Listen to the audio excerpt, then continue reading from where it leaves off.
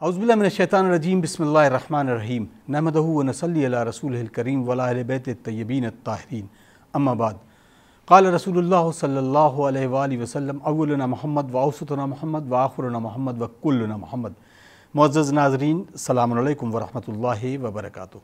मैं हूँ अतहर काज़मी और आप देख रहे हैं प्रोग्राम सुखन, जिस प्रोग्राम के ज़रिए हम आइम्मा मासूमीन और दीगर ज़वात मुक़द्दसा की शहादत और विलादत के मौके पर आपसे महव गुफ्तगू होते हैं। आज मौका है 8वें इमाम इमाम अली रज़ा अलैहिस्सलाम की यौम विलादत के मौके पर हम ये ख़ास प्रोग्राम सुखन लेकर आपकी खिदमत में हाज़िर हुए हैं। सबसे पहले अपने वक्त के इमाम इमाम असर जल्लल्लाहु तआला फ़रजहु शरीफ और तमाम आलम इस्लाम को मुबारकबाद पेश करते हैं, ख़ुसूसन उन तमाम नाज़रीन को कि जो हमारा ये प्रोग्राम देख रहे हैं। नाज़रीन इकराम, यकीनन जब भी हम मासूमीन का तज़किरा करते हैं तो हमारे निगाहों के सामने एक बड़ी खूबसूरत हदीस होती है, जैसा कि मैंने इस अपने पूरे मुक़दमे में आपके सामने जो हदीस मुबारक पेश की, यानी रसूलुल्लाह का ये कौल। आइए नाज़रीन, हम इस वसी मौजू को पर गुफ्तगू करते हैं। हमारे साथ इस वक्त मौजूद हैं अली जनाब डॉक्टर काज़िम मेहंदी उरूज जौनपुरी साहब। उनका इस्तकबाल करते हैं, उस प्रोग्राम का आगाज़ करते हैं। अस्सलाम वालेकुम। वालेकुम अस्सलाम व रहमतुल्लाहि व बरकातहू। बहुत बहुत मुबारकबाद पेश करता हूँ अपनी जानिब से, अपनी टीम की जानिब से। पहला सवाल यह है कि हम जब तज़किरा करते हैं 8वें इमाम के बारे में, तो आपकी इमामत की अहमियत और तमाम जो फजीलतें हैं उसके बारे में मैं चाहूँगा कि आप तमाम नाज़रीन की खिदमत में पेश करें, ताकि नौजवानों के अंदर भी एक हौसला पैदा हो कि वो अपने मासूमीन के, अपने इमाम के बारे में ज़्यादा से ज़्यादा जानकारी हासिल कर सकें। बिस्मिल्लाहिर्रहमानिर्रहीम। मैं विलादत इमाम अली रज़ा अलैहिस्सलाम के इस खुशगवार मौके पर हज़रत हुज्जत की बारगाह में भी हदिया तहनीत पेश करता हूँ और तमाम नाज़रीन को भी हदिया तहनीत पेश करता हूँ। और माशाअल्लाह आप लोगों का काम बहुत अच्छा है कि लोगों तक और नौजवानों तक इन मज़ामीन की आपके ज़रिए रसाई हो रही है। बहुत शुक्रिया। आपने जो सवाल किया इमाम रज़ा अलैहिस्सलाम की इमामत की अहमियत, तो पहले बात तो ये है कि इमामत की अहमियत क्या है जी। तो इमामत की अहमियत ये है कि परवरदिगार आलम ने ख़त्म रिसालत के बाद एक हिदायत का सिलसिला इमामत का शुरू किया, ताकि उसके ज़रिए रसूलुल्लाह की शरीयत की हिफाजत की जा सके। जज़ाकल्लाह। नबूवत का काम अल्लाह के यहाँ से पैगाम लाना है और इमामत का काम उस लाए हुए पैगाम, दीन, शरीयत और किताब की हिफाजत करना है। और ये हिफाजत का सिलसिला जारी है। आपने वो हदीस कुल्लुना मोहम्मद की अभी इरशाद फरमाई थी, तो जाहिर है कि ये हदीस ही ख़ुद इस बात की दलील है कि मेरे बाद चंद मोहम्मद आएंगे। अभी मैं चंद कह रहा हूँ, चंद मोहम्मद आएंगे कि जो सब के सब हमारी ही तरह के होंगे और वो इस दीन की हिफाजत करेंगे। अब जो मैंने चंद कहा, तो रसूल की दूसरी भी हदीस जनाब सलमान फ़ारसी से वारिद हुई है कि जिसमें आपने फरमाया कि 4 मोहम्मद होंगे, 4 अली होंगे, ठीक है, फिर 2 हसन हैं और 2 जाफ़र और काजिम होंगे, ठीक है। तो इस तरह से ये 12 इमाम हैं। तो इसकी तफसील रसूल ने बयान कर दी थी कि 12 इमाम होंगे और उनके नाम इस तरह से होंगे।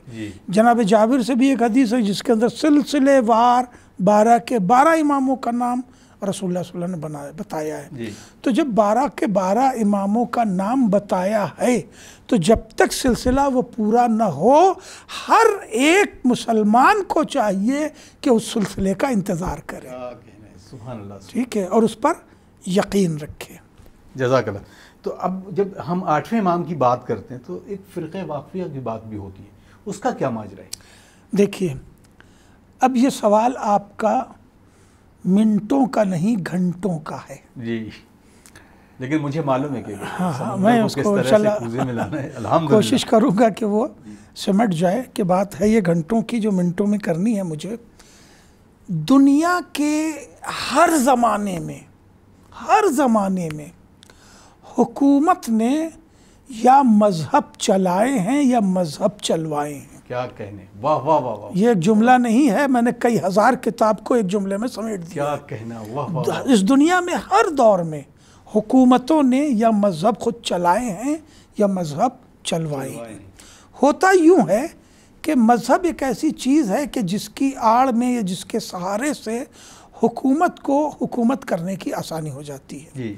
और हर दौर में जो हुकूमत का मजहब होता है अवाम उसे आसानी से कबूल भी करते हैं और उसमें उन्हें मुनाफे भी होते हैं। जी, गौर कर रहे हैं आप, ये हर दौर में रहा।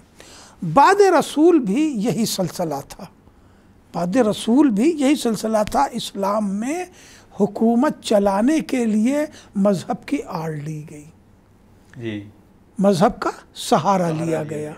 मकसद है हुकूमत चलाना। यहाँ तक के बाद रसूल तो जो रसूल का मजहब था उसमें तरमीम की गई कि जो रसूल ने कल हराम किया है उसे मैं हलाल करता हूँ।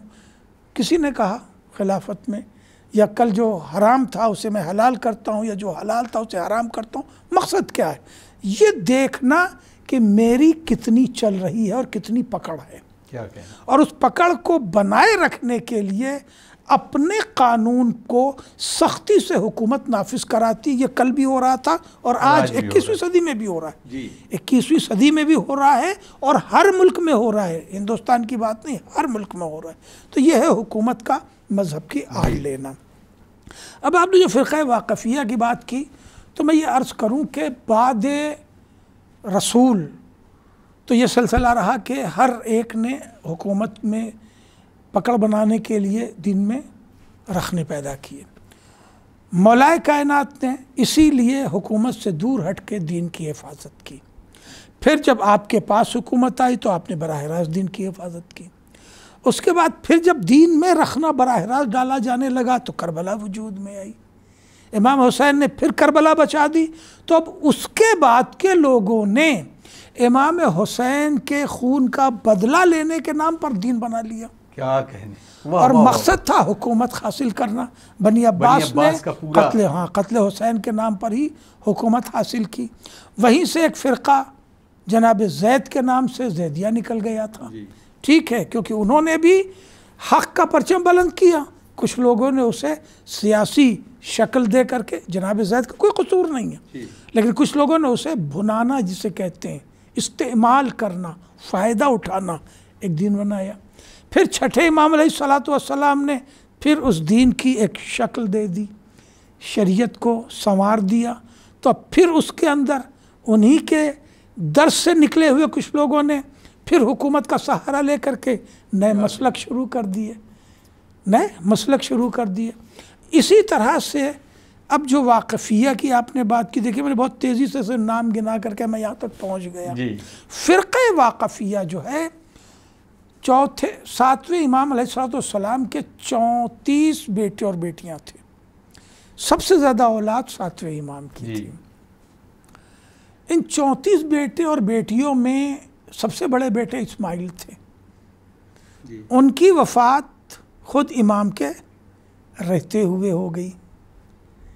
ठीक है, इमाम अलैहिस्सलाम ने सबसे कह दिया कि देखो ये मर गए, ये इमाम नहीं थे। मगर फिर इस्माइलिया फ़िरक़ा वहाँ से निकल गया क्योंकि फिर किसी को अपनी दुकान चलानी थी, तो उन्होंने उसका सहारा ले लिया। अब उन तमाम 34 बेटों में इमाम अलैहिस्सलाम के 2 बेटे, एक 8वें इमाम और एक आपकी बहन जनाब मासूम क़ुम, अजीम शख्सियत थी। यकीनन जाहिर है कि 8वें इमाम तो ख़ुद इमाम थे, आपके पास तो इल्म लदुन्नी था। लेकिन मासूम क़ुम जो हैं वो मासूम क़ुम मासूमा कहलाती हैं, लेकिन वो कोई साहिब मनसब तो नहीं थी, साहिब मनसब नहीं थी, लेकिन ऐसी आलिमा थी कि ख़ुद 7वें इमाम की मौजूदगी में आप औरतों को हिदायत देती थी, दर्स देती थी, सबक देती थी। वो मेरा इस वक्त मौजू नहीं है।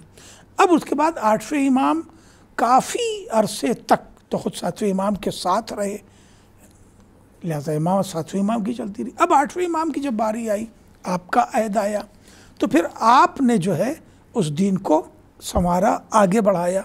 मगर अब यहीं से एक फ़िरका जो वाक़फ़िया निकला, उसने अपनी दुकान चला दी इस तरह से जैसे मौलाए कायनात के लिए हुआ या और ज़ैद के लिए भी किया गया कि उनका 7वें इमाम की शहादत नहीं हुई, वो ज़िंदा हैं, वो इमाम गायब हैं और वही फिर तशरीफ़ ले आएंगे। अब ये जो उन्होंने अब अपनी दुकान चला दी, हुकूमत ने सपोर्ट कर दिया। हुकूमत सपोर्ट क्यों करती थी?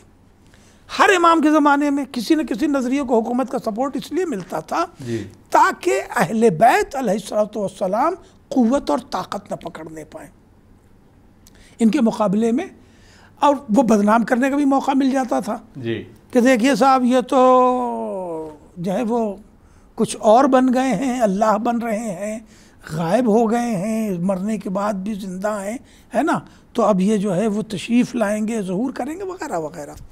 इसके पीछे भी कुछ क्लूज़ हैं, कुछ हैं, लेकिन उस पर बहस करने का वक्त नहीं है आपके पास कि कहाँ कहाँ से ये लोग नज़रिया लाते हैं और कैसे अपनी बात को साबित करते हैं। मगर मतलब इन शॉर्ट कि इन्होंने 7वें इमाम को इमाम गायब बना दिया, जनाब ईसा की तरह गायब कर दिया कि वो फिर तशरीफ़ लाएंगे और यही अब आखिरी गायब है। अगर इस पर यकीन कर लेते वो, तो आप सोचिए कि हदीस की कितनी रसूल की हदीसें जो है मुनक़ता हो रही हैं कि हमारे 12 इमाम होंगे, 12 नायब होंगे, कुल्लुना मोहम्मद, जो तो सब तबाह हो जाएगा फ़लसफ़ा। वाह वाह वाह, ये बड़ा ख़ास मौजू था। जी जी। अब हम अगले सवाल की तरफ, जो कि बहुत अहम है और ख़ास तौर से जब हम डिस्कशन करते हैं जब भी, तो वली हैदी की बात करते हैं। जी, वली हैदी की, तो 8वें इमाम की वली हैदी का क्या असल माजरा? बहुत रिलेटेड सवाल है, बहुत रिलेटेड सवाल है आपका, बड़ा अच्छा, माशाल्लाह, बहुत रिलेटेड सवाल है, बहुत अच्छा सवाल है। अब देखिए, चूँकि ये वाक़फ़िया तो निकल गया, 7वें इमाम को इमाम आखिर मानने लगा और गायब से आएंगे और वगैरह वगैरह, वो तो उनका नज़रिया, उसकी हमें तबलीग थोड़ी करनी है, हमें तो अपने इमाम की तरफ आना है। अब इमाम अलैहिस्सलातु वस्सलाम ने सिर्फ ये कि फ़िरक़ा वाक़फ़िया नहीं, बल्कि 7वें इमाम ही के ज़माने में 4 मुसल्ले वजूद में आ गए। हनफ़ी, शाफ़ई तो लास्ट में है, मालिकी, हम्बली, शाफ़ई, इन चारों की रद्द इमाम को करनी थी। सोचिए इमाम का कितना बड़ा जिहाद है, इल्मी जिहाद। उसके बाद फिर दहरिया भी आ चुके थे, वाक़फ़िया ये भी एक तरह से दहरियापन है, वो आ चुके थे। इन सारे नज़रियात की जो इल्मी रद्द इमाम कर रहे थे और इल्म का एक समंदर बहा रहे थे।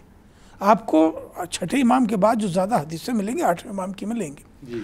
तो इस तरह से इमाम ने सबको रद्द करके जब अपनी क़ुव्वत बनानी शुरू की, उधर सियासत में ये मामला हो गया।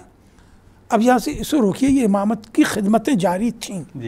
सियासत में हुआ ये कि हारून रशीद के 2 बेटे थे, अमीन और मामून। हारून रशीद ने अपनी हुकूमत को डिवाइड कर दिया, अमीन को अरब दे दिया और मामून को अजम दे दिया।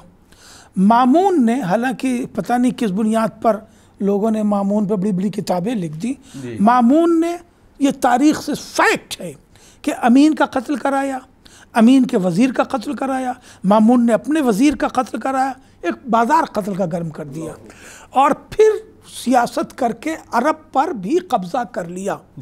तो अब मामून रशीद बहुत ज़हीन था, इसमें तो कोई शक नहीं कि बहुत ज़हीन था, और ज़हीन होना भी चाहिए था, इसलिए कि अरब व अजम की पैवंदकारी थी, इसकी माँ अजमी थी, बाप अरबी था, तो ज़हीन तो था ही।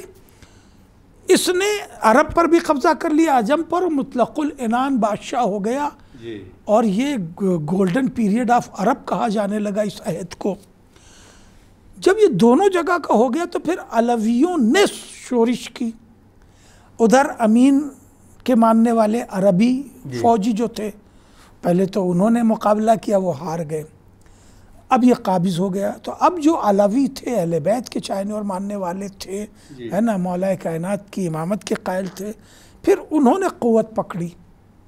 तो मामून को ये लगा कि अगर हम अहले बैत के मानने वालों पर क़ुव्वत हासिल नहीं करेंगे तो हम अरब पर कंट्रोल नहीं कर सकते।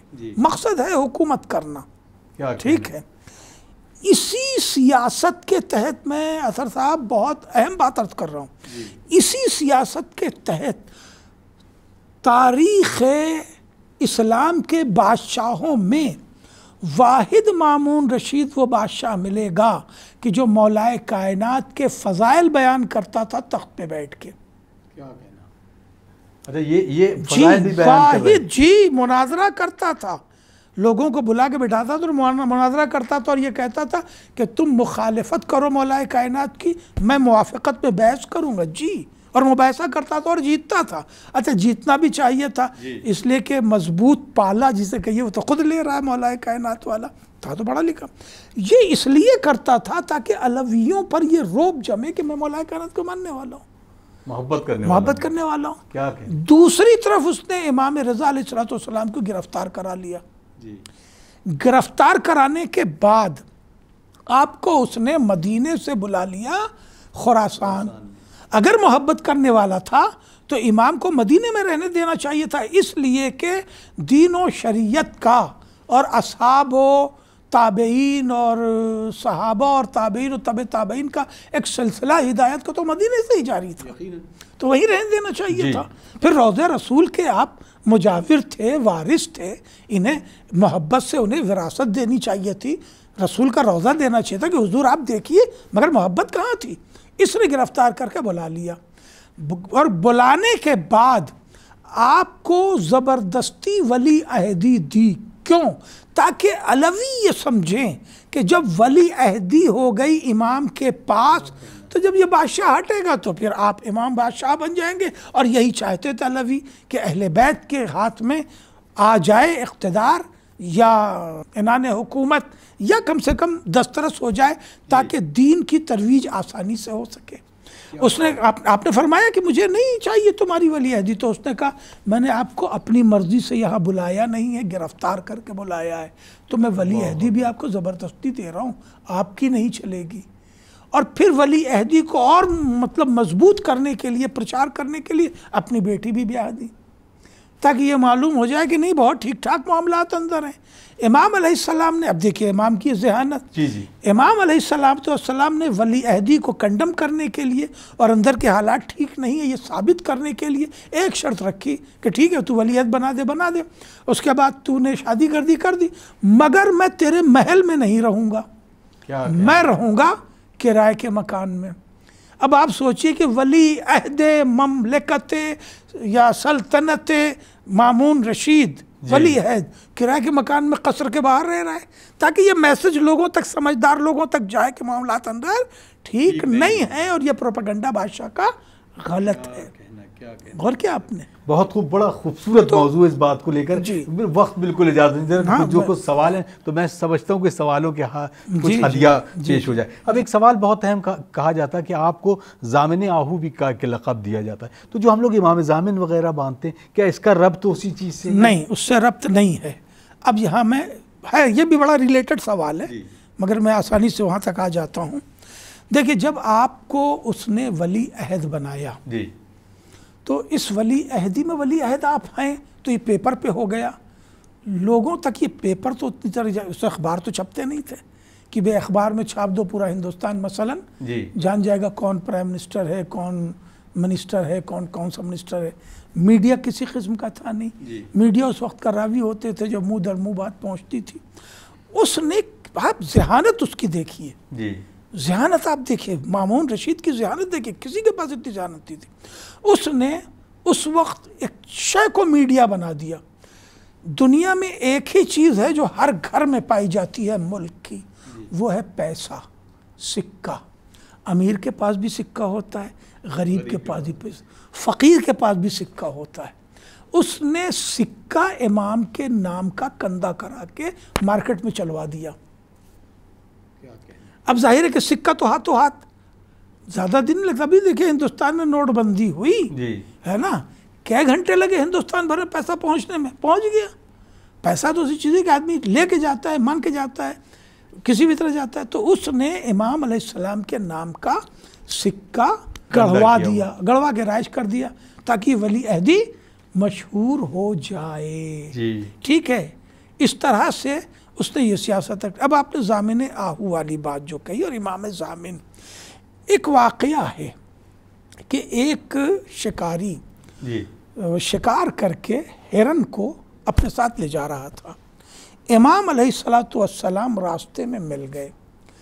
उस जानवर ने, उस हिरन ने अपनी ज़ुबान में इमाम से फ़रियाद की, और फ़रियाद ये की कि अब आपको वक्त ही नहीं है कि मैं पूरी बात आपसे बहुत तफसील से कर सकूं। फ़रियाद ये की कि मौला, शिकारी ने मुझे शिकार कर लिया है, निज़ाम इलाही है, कानून शरीयत है, इसे हक़ है शिकार करने का, मैं हलाल जानवर हूँ, मगर मैं अपने 2 बच्चों को छोड़ आई हूँ। मैं उन्हें दूध पिलाने वाली थी या पिला रही थी, और इसने मुझे शिकार कर लिया। तो इसे इजाज़त दिलवा दीजिए कि मैं जाऊँ अपने बच्चों को दूध पिला करके, और मैं वादा करती हूँ कि वापस आ जाऊँगी। इमाम अलैहिस्सलाम ने शिकारी को रोका, रुक जाओ, और वाक़या बयान किया कि देखो इसका मुतालबा ये है। देखिए, इस तरह से इमामत भी पहचानी जा रही है।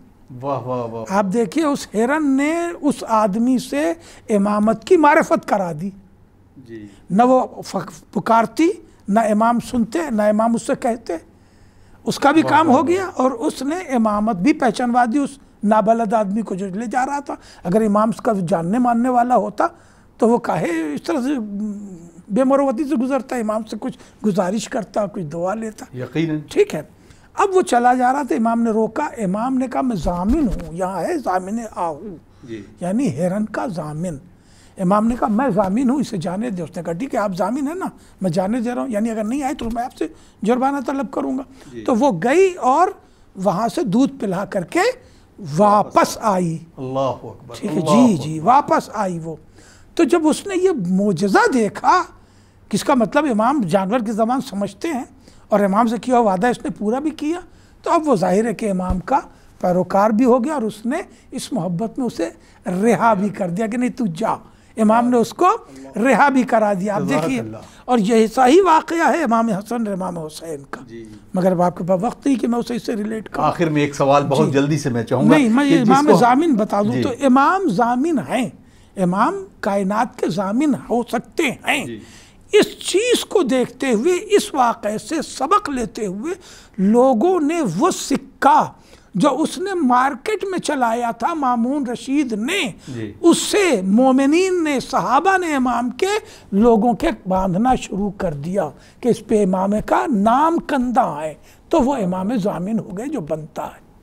तो जो सिक्का वो बनता था जिस पे इमाम का नाम कंधा होता था, अब निस्बत होती है इमाम ज़ामिन की। वाह वाह वाह। आखिर बहुत बहुत शॉर्ट में मैं चाहूँगा सिर्फ आप ज़ियारत के बारे में कुछ बता दें, क्योंकि स्पेशली अगर हम इमाम की ज़ियारत को पढ़ते हैं, और हर मोमिनीन में से कोई ऐसा नहीं कि जो 8वें इमाम की ज़ियारत। देखिए, ज़ियारत इमाम अलैहिस्सलातु वस्सलाम की अलग से राइज हो गई जी।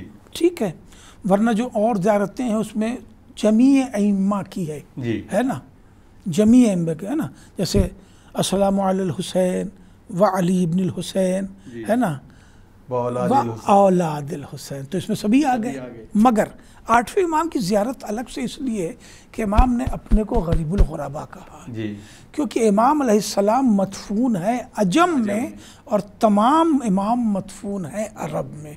आप मदीने जाइए तो कई इमाम की ज़ियारत, काज़मैन जाइए तो 2 इमाम की ज़ियारत, ठीक है, करबला जाइए तो आपको बहुत सी ज़ियारतें मिलेंगी, मगर हमारा 8वां इमाम बिल्कुल अलग थलग है, इसलिए इमाम ने अपने को गरीबुल गुरबा कहा।